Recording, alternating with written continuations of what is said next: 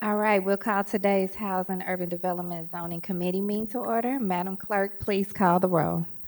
Alderman Cone, Present. Alderwoman Schweitzer, Present. Vice Chair Saunier, Present.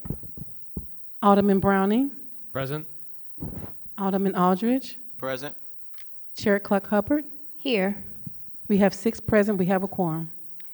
All right, with that, I'll accept the motion to approve the minutes from Tuesday, June 25th, 2024. So moved. Second. It was moved by Vice Chair Sanye and seconded by Alderman Aldridge. Madam Clerk, please call the roll. Alderman Cone, Point of order, I'm not seeing a camera on in the room. So is this being broadcasted?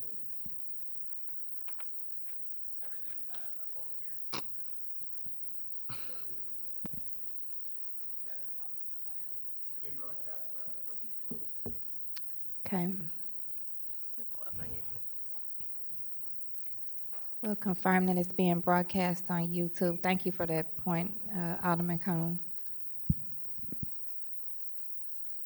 Sorry to do it during a roll call, Madam Chair.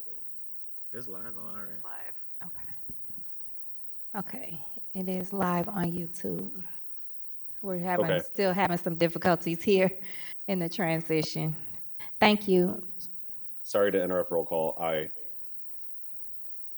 No, thank you. That's the point that needed to be clarified. So we see on YouTube that it's showing Alderman Cone, but not us. We got it. We got Are it. we on here? Got it. Okay. All right. Thank you. Thank you. So it's been, yeah. Okay, so we're good. Thank you. Madam Clerk, we can continue with the roll. Alderman Cone, Aye. Alderwoman Schweitzer, Aye. Vice Chair Saunier, Aye. Alderman Browning, Alderman Aldridge, Aye. Chair Clark Hubbard. Aye. We have 6 aye votes. Okay, with that, we have approved the minutes. We'll move ahead with item number 1, Board Bill 15. Alderman Aldridge, you're recognized.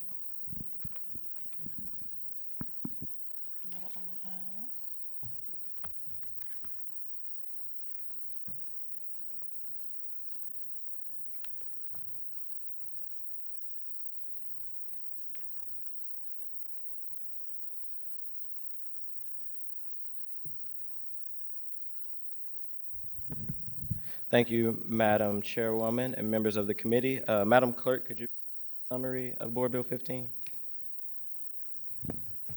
Board Bill 15, introduced by Alderman Rasheen Aldridge, an ordinance amending Section B of Chapter 26.70.04 of the revised code of the City of St. Louis to extend the permitted operating hours of marijuana dispensaries. Thank you, Madam Clerk, members of the committee. Board Bill 15, as it currently is written, would extend the hours in the City of St. Louis for the dispensaries we have from 8 to 12 a.m. Currently, right now, the policy that is on hand in the City of St. Louis only allows dispensaries to be open from 8 to 8. There is a process if they wanted to extend those hours from 8 to 8. They would have to go through a variance process to be able to extend it. When you look at our region in St. Louis County, they are open to 10, and in the Metro East, they're open to 9, and then in St. Louis County, they're open to 10. Sitting on budget, one of the things that was striking to me when Director Paul Payne came in front of the Budget Committee is that we don't have hard numbers from our dispensaries, but we do know we're projected by the end of the year to bring in $2.4 million from dispensaries.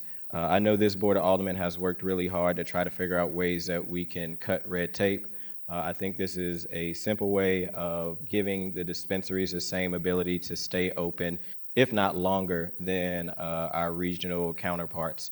We also know with the earnings tax that was looming and that lawsuit is now over, and some residents have won that will be losing money from the city. And also, being a former state rep in Jefferson City, they continue to try to attack the earnings tax. So when I was thinking about ways that we can generate money in the city of St. Louis without taxing residents, I thought this would be a great way. We've seen since this would be actually the third iteration change to zoning. There was a change back in 2000, and I had it here when marijuana was just for medical use, and then when it was on the ballot again for recreational use, that was the second time. So in 2019, ordinance number 70982 amended our zoning code to allow dispensaries to be in the city of St. Louis for medical purposes. And then again, we changed the zoning code with ordinance 71633 that was enacted February 2003 after the passage of Missouri State Constitution Amendment number 3, which made marijuana legal for recreational purposes. And when we did that, we had set the hours in our zoning codes for 8 a.m. to 8 p.m. In the zoning codes, there are several zoning districts that are allowed to have these dispensaries. So zoning G, H, I, J, and K is zoned to be able to have these dispensaries. And then in zoning code F, which is neighborhood commercial district, has to go through a conditional use process to be able to operate. The ones in zoning code G, H, I, J, and K kind of just go through after getting their permit, a regular process of their variance to be able to operate during those hours of 8 to 8. Again, if they wanted to extend beyond 8 p.m., they had to go and get a variance that would allow them to do that. One of the reasons why, again, also wanted to change this piece of legislation is with our regional partners being able to stay open longer than we can in the city. I know as I was talking to some dispensary owners and working on this legislation, one of the concerns was, sometimes the process in the city is a little archaic and it takes a long time. And even going through the variance process, there are 4 different dispensaries that have went through the process to be extended longer than 8 a.m. 3 of them have already been granted. There is still one at 20 South Euclid, which that hearing is pending, and it is set for October 9th. But sometimes it takes a while for us in the city of St. Louis to have hearings and make sure if these dispensaries wanted to go beyond 8 o'clock that they could. And some have said, well, I'll just go to St. Louis County because our hours are longer. So again, I thought this was a great way to support, I think, an industry that is constantly growing.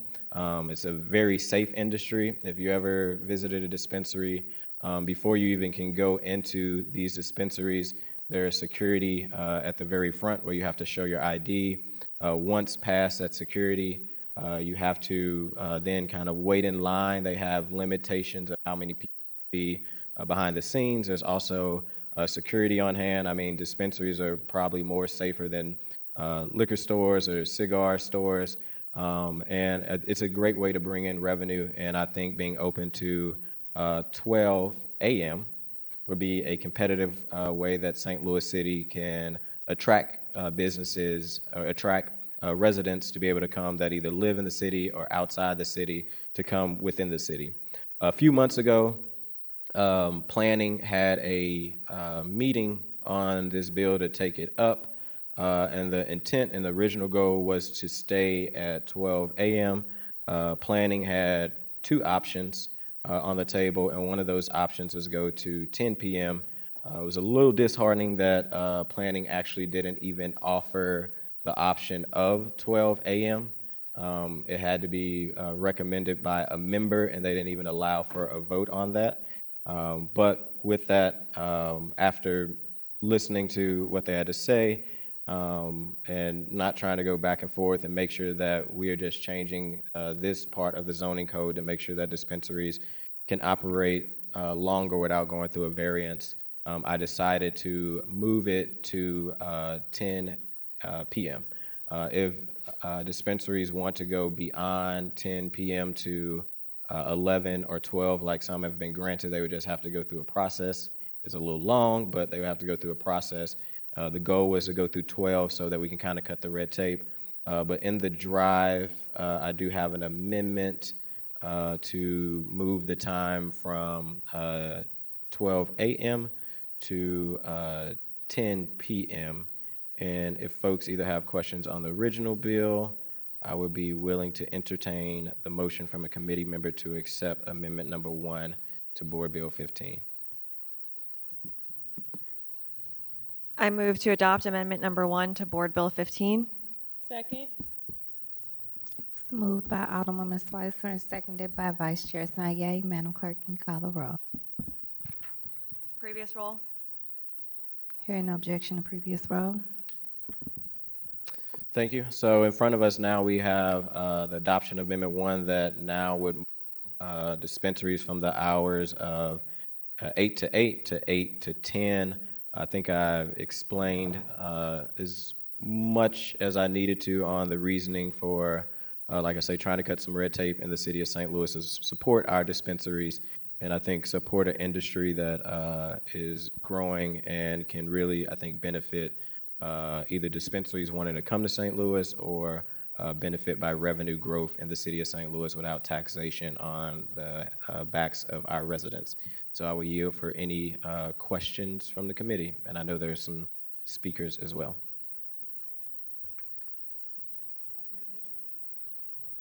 We'll go ahead and let the speaker speak first, and then we'll do the round of questionings. Everyone that's signed up to speak, if you can raise your right hand. You swear to tell the truth and nothing but the truth? All right, let's go. Our first speaker is Tom Bomarito. In support. Hi, all. Thank you for taking the time to chat with us. This is a really important issue right now, I think, because the gentleman's correct. What's happening is your St. Louis customers that want to buy after 8 p.m. are coming to the county. So you're giving up the revenue for sure. We know that because we have bordering areas. We're in Ferguson, we're in Berkeley. So we see people coming later in the evening that probably don't live in Berkeley or Ferguson. So it's happening for sure. For those of that who don't know how the process works, the whole program was designed to create jobs in Missouri. So we grow the product here, we test the product here, it can't be trans-shipped. So we've created over 20,000 jobs. It's over $1 billion industry now in the state of Missouri, and that tax money is going to veterans, to local municipalities, all those things. So to give up that revenue probably doesn't make sense for you guys. We always thought this would happen when we first saw your rules. It's, oh, why are they closing at 8 p.m.? But we've lived with it, but you are definitely giving up. We are one of the safest industries for 2 reasons. One, we do have a lot of security at our stores. Everything's regulated, everything's tested. At the end of the day, it keeps people from maybe getting in trouble and trying to buy something on the street. We don't want that. We want to be able to buy it here. You won't get fentanyl in your stuff. All that's important as well. So there's a lot of reasons to shop at a dispensary, and the prices are very close to street prices. But you know what you're getting, and you're not going to get yourself in trouble. Most of our customers, surprisingly, are my age, because they don't want to deal with the street, and they don't want to put themselves in trouble, and they don't want to do anything illegal. So by legalizing, it's been a great boom for the economy in Missouri. It's created a ton of jobs. And for you to give up the revenue to the county doesn't make sense. We'd be happy with the 10 o'clock rule or the 12 o'clock rule. If you do go to 12 o'clock, you'll be more competitive than the county. So that's your decision there. But we'd be open for whatever hours you would allow it. So, but that's really all. I'd be happy to answer any questions you might have, but I think it's good for the city, and it's a shame that people are leaving the city to come by in the county. So any questions? All right. That's my spiel. Thank you. Our next speaker is Andrew Lammert. In support. Thank you. I am one of the co-founders of Kind Goods Cannabis Dispensary that actually just opened in the Soulard area back in April. Appreciate the words from Alderman Aldridge and Mr. Bomarito. I don't want to duplicate too much of what they said, but I do adopt, everything that essentially they just got up and testified to. Essentially, the big one that everyone's talked about is increased tax revenue. Right now, that's all going to Illinois or the county if people are looking to shop in one of our stores or in a dispensary past 8 p.m. In addition to that, just since we've opened in April, just to give you an idea of the kind of tax revenue these stores can generate, we've paid in that 4+ month time over $130,000 in local taxes to the city of St. Louis and local Soulard Community Improvement District. By extending the hours, obviously, we would hope to capture some of that revenue for the city of St. Louis. There's also, consumer convenience to the extent of having to flee to Illinois or into the county to find a store that's operating later.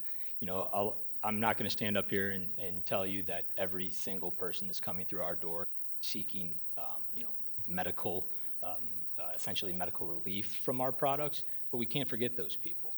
This program in Missouri started as a medical program, and we still very much do have people who need access to their medicine. If you think about a 24-hour pharmacy for those people, this would be no different.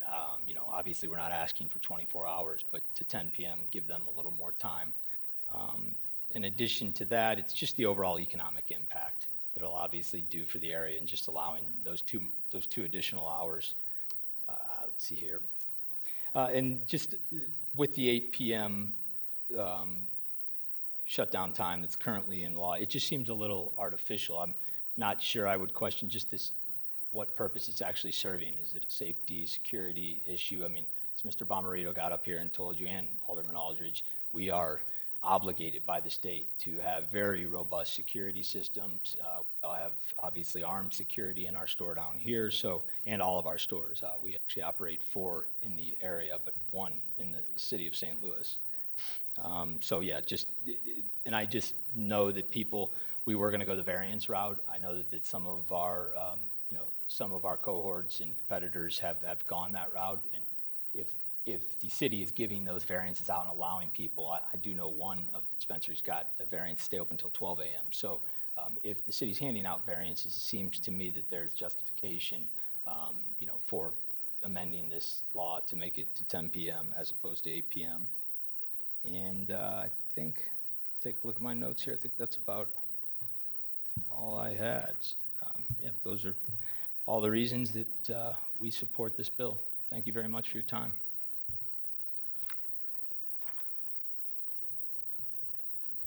That was our final speaker. Anyone online to speak? Okay.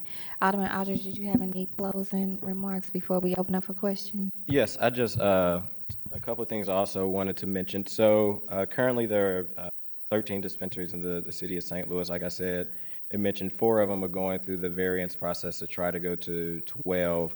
And then there's 1 still pending. But there are still, right now, at this moment, 7 different dispensaries that, due to what is in the zoning code that goes at 8 o'clock, are only operating from 8 a.m. to 8 p.m. Again, as I think the dispensaries owners mentioned, that only means that folks are going to go to the county or across the river to be able to seek that. And then there is 1 out of that 7 that went through the variance of just 9 p.m. And that's the Black-owned one on Olive, Viola. And I know that was just, again, a struggle just to get 1 additional hour from 8 to 9. So hopefully the goal is, I know that planning is doing some internal work on how they take up sometimes the pieces of legislation here. I do want to thank Garmendia, who sits on planning, as well as you, Madam Chair, for at least giving the option for an alternative outside of 10 p.m. Hoping as planning continue to figure out the processes of rules that as this legislation move, and if those rules are changed soon, I would continue to love to have this conversation maybe on the floor to see if it is something that my colleagues be interested to going back to the original intent of the bill of 12 p.m. Yes, we do have a process if people want to go through that through the variance process, but it is very sometimes a long process for businesses and I think dispensaries have been a good partner in the city of St. Louis. They've been a great benefit to have, medical and recreational. And I think, again, it's a way that the city can be first in something positive and being competitive and bringing in and generating more money if we did extend it to 12 a.m. But I think at this very moment, I'm fine with 10 as we work through the process to continue to work to see if we can go a little further. And with that, I would close for any questions. Thank you. Okay, with Alderman are you, is he still on? He's online. Okay. I Okay, don't have any questions. okay. Alderwoman Schweitzer? Thank you, Alderman Aldridge. Thank you, Madam Chair. We've had lots of conversations about this bill, and I appreciate how thorough you've been. So questions about, there are the dispensaries that are allowed conditionally. If in their conditional use permit, it says that they're able to be open from 8 to 8, this wouldn't change anything for them. They'd still have to go through that conditional process. So that's anyone in F. Yes, anyone in Zone F, and currently there are 5 dispensaries that are in Zone F. All 5 of those dispensaries close, or all 4 of them close at 8, and then there's one that closes at 9 p.m. Swade on Cherokee, but they had to get a conditional use through being in Zone F. And if this legislation were to change and go to 10 p.m., since they're in a since they're in a Zone F and they had to go through the conditional use, they would then have to go back through that process because what is on their conditional use on all 5 of those are set times, so they could not go outside of those times because those are the conditions that they agreed to when they went through the conditional use. Their permit. Yes. And so, there's a few different categories of dispensaries. There's the kind of run-of-the-mill dispensary facility, and then there's ones that have curbside delivery and or sales or a service window. And the latter is only permitted conditionally in the city, in F through L. Correct. So would they also, obviously if they are only permitted conditionally, they'd have to go through a conditional use permit process to change anything, but would that also apply to them, that they could be open till 10 now too, as long as they get the updated? Yes, if they get the conditional use updated, what is in their current conditional use, they have to continue to follow that. So unfortunately, knowing the conditional use, like the variance, it does take a while to sometimes get in front of that conditional use board. But I think the benefit to that is with it being in certain communities, especially like in a neighborhood commercial, maybe that takes a little bit more scrutiny to ensure that that's something that the neighborhood want. But yes, they would have to go back through that for that. Great. I think that I would expect that this would pass through the board at least at 10 p.m., perhaps even at midnight. And I don't, it takes about a month, obviously, from this meeting to passage to signature, and then 30 days after that, after the mayor's signature goes into effect. I wonder about just making sure these businesses know to start getting on the conditional use hearing agenda so that they're not waiting for this bill to be signed before they're even asking for that permit, just to keep the wheels moving. If they need to cancel their meeting, they can cancel their meeting, but 2 months basically from today to when it gets signed is when it would go into, sorry, not when it gets signed, but after it gets signed and goes into law. Yeah. Just to make sure that they're not waiting for that in order to start their process. Yeah.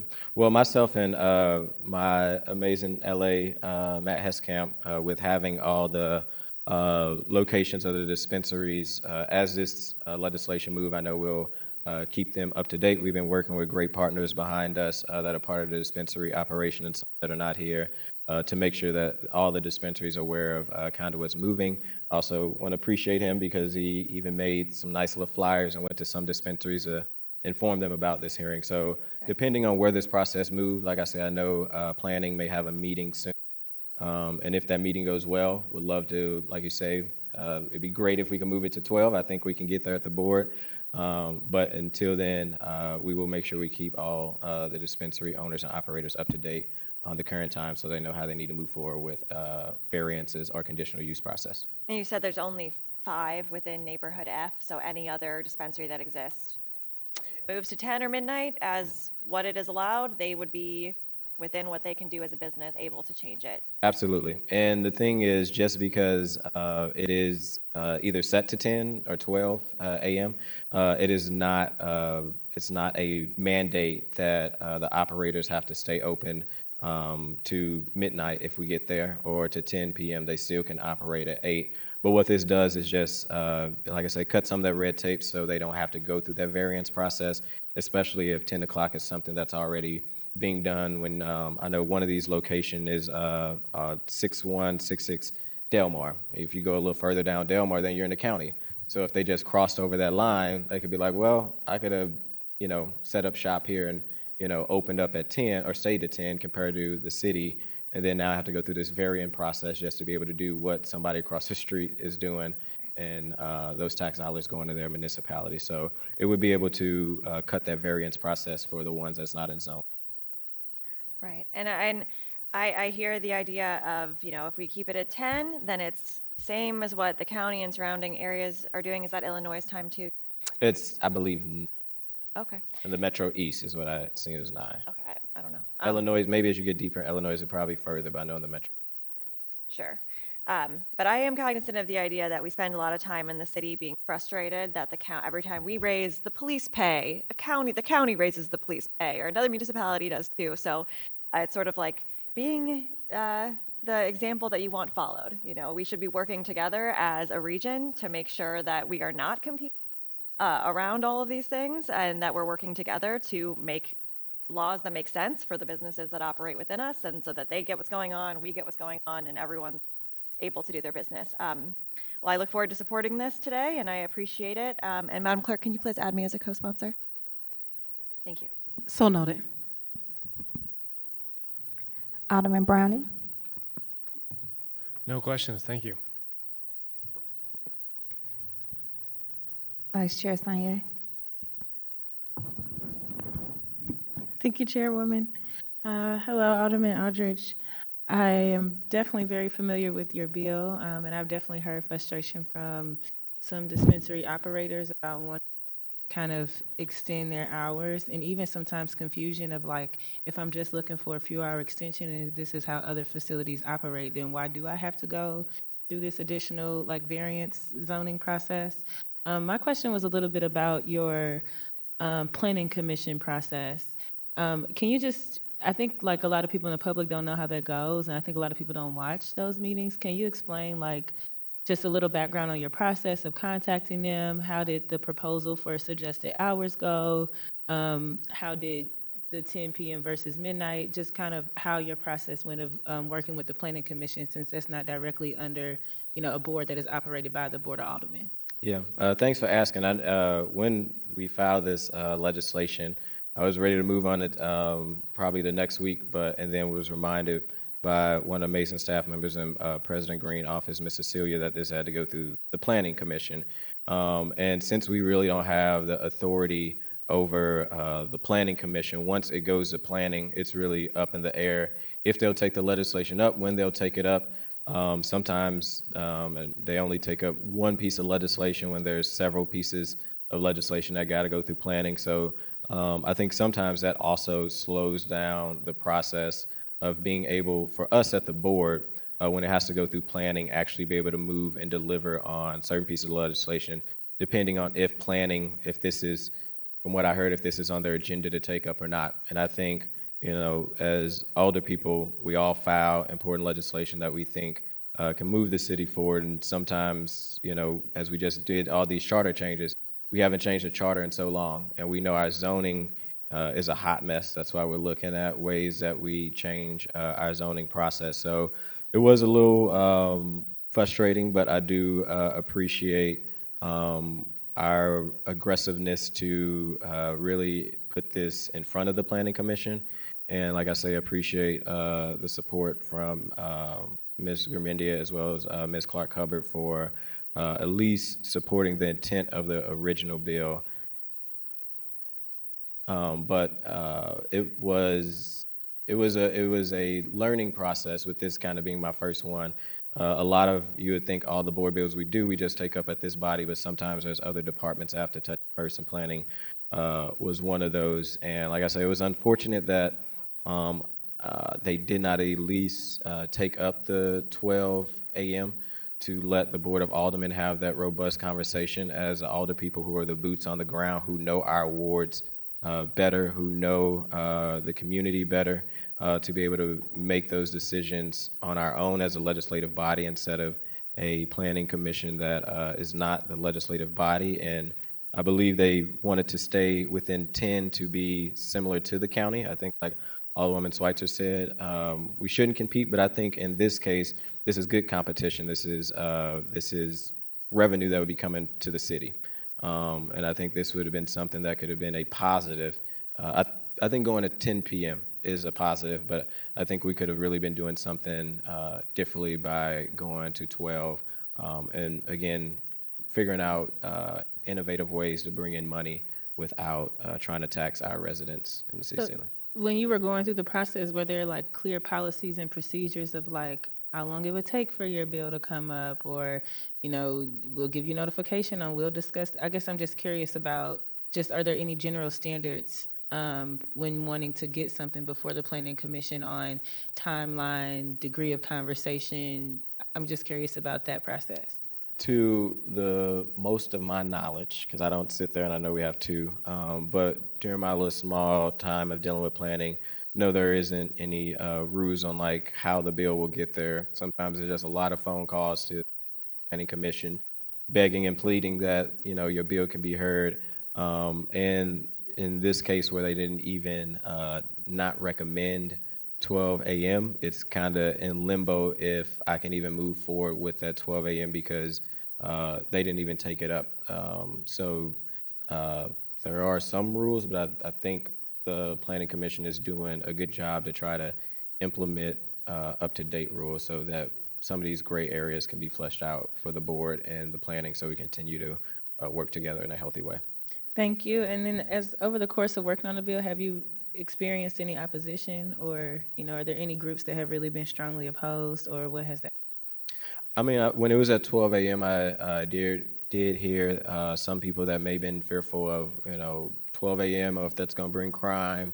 What does that look like for safety? And again, I haven't seen, out of the 13 dispensaries in the city of St. Louis, I haven't seen much issues when it comes to dispensaries. Again, they're super secure. You know, it's a difference of somebody maybe inhaling marijuana for recreational use that would love to, after they inhale it, go get like a sandwich because they got the munchies, compared to liquor stores in the city of St. Louis that are open to 1 o'clock, 2 o'clock, 3 o'clock in the morning. And we know that's a different type of intoxication that even leads to sometimes death. But there was, I think, some concerns because, you know, this is anytime change happen, it can be fearful. But if we went to 12, what would that look like? But after talking to dispensaries and being honest, visiting some of them, I was very aware of how tight the security was that I don't think that would have been an issue. Thank you. That concludes my questions. Madam Clerk, may you please add me as co-sponsor? So noted. All right, I don't have to add to it because, of course, I was in the Planning Commission meeting, and I share a lot of the concerns that we had around that move, the way it moved that way, as compared to how we can try to legislate it down here at the Board of Aldermen. So the being able to come to the middle was a good step, I think, for all parties involved, and I would be interested in continuing that conversation as well. I'd like that you brought up the comparison, because that's one that I deal with all the time with me, not only being responsible for the East Loop, but some of the Delmar, what's considered the Delmar Loop and not considered the East Loop, and working with those in the comparison. It is a real narrative that they are able to step right across Eastgate and not go through some of the things that they have to go through in the city. So thank you for bringing that up, because it's one of the reasons why I fight for those businesses and some of the needs, a lot of the needs that they have, the way I do. I would like to be added as a co-sponsor, and I would like to continue again with this conversation as we take it out on the floor. Thank you for bringing this legislation forward. Thank you. Thank you, Madam Chair, for your leadership. I know I probably said it, sound like a broken record, for the leadership on the Planning Commission to get us to this point as well. And all my colleagues, I know I've been bugging the Alderwoman from the 1st about this for several months now, and the Alderwoman from the 7th. So I just appreciate everyone's willingness to continue to have conversations no matter where we land today, and see how we can continue to move forward in the future. I forgot, I did want to mention also for people listening that with the safety concerns, I like also that not only you, but our speakers brought up, that is actually an additional layer of security in that area, whatever area they're in, not only while they're open, but in their moving and their closing and their opening. And it makes a difference. It really does make a difference. And if you have any concern about that, I challenge you to go and visit it for yourself. It is a very secure process. And when you're dealing with areas like that boots on the ground, feet, people, presence makes a difference, then that is what this extra layer of security makes. So I do want to make sure that we control that narrative, right? And not have them pay consequences for past things that may have happened and things that they, to your point, you cannot say that this happened in any of the dispensaries that we are representing now or hopefully will represent in the future. So thank you again for bringing up the point about the security, because it makes a difference. Thank you, too. And with that, I'll, if you're ready to close, we'll accept. That's all I have. I would just ask for a do pass recommendation on Board Bill 15. I make a motion that we pass Board Bill 15 with the due pass recommendation as amended. Second, previous roll. It was moved by Vice Chair Sanye, seconded by Alderwoman Swicer with a previous roll and no objections. Congratulations, Alderwoman. Alderman Brownie's not Ma'am. here, so we can't do previous roll. We can. He doesn't have to be here for us to do previous roll. Just don't object to the previous roll, just to be on the safe side, since He told us he was okay with it. Okay. All right. Well, I don't object. All right. Thank you. Let's see, do we have any resolutions for review, Madam Clerk? We have none. Any committee discussions? Acknowledgement of any written testimony? We have none. I have one very important announcement. I know we were a little late today. I'm glad everybody's okay, but maybe that's because you all missed the party on the parking lot. It was for Ryan Coleman's birthday. Happy birthday, Ryan. If anybody doesn't know who Ryan Coleman is, he is our financial analyst. I don't know if the cameras can get on him, but I will say that we cannot do our job down here without you, Ryan, and we don't take you for granted. So happy birthday. Look, I hate that you're spending your birthday here, but that's a testament to your commitment to the work that you do down here. So happy birthday, and we hope you enjoy it however you spend it. You deserve it. Okay, all members were present, so no excused members. So I'll accept the motion to adjourn. I move that we adjourn. Second. Previous roll. No Overruled. objection. You're adjourned. Everyone have a blessed day. Thank you.